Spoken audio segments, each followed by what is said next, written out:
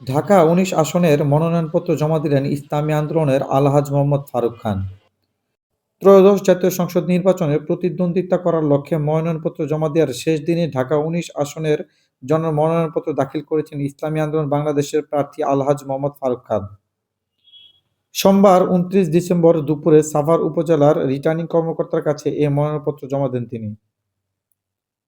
মনোনয়ন জমা শেষে তিনি বলেন, "আজকে আমরা মনোনয়ন জমা দিয়েছি। আশা করছি অবাধ, নিরপেক্ষ, সুষ্ঠু নির্বাচন হলে অবশ্যই এ আসনে আমরা ভালো একটা রেজাল্ট আশা করব।"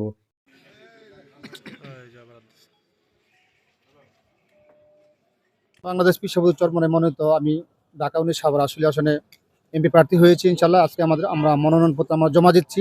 আশা করি ইনশাল্লাহ যদি অবাধ, নিরপেক্ষ, সুষ্ঠু নির্বাচন হয় তো অবশ্যই ইনশাল্লাহ আমরা আমাদের এই আসনে ভালো একটি রেজাল্ট আশা করবো ইনশাল্লাহ।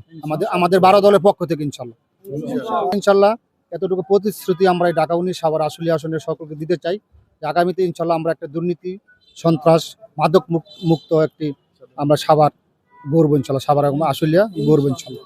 আপনাদের আশুলিয়া সাভারের সকলের দোয়া চাই, সকলের সমর্থন চাই ইনশাল্লাহ। আমাদের আপনারা প্রথমবারের মতো আমাদের সুযোগ করে দিবেন, আমরা যেন জনগণের সেবা করতে পারি ইনশাল্লাহ।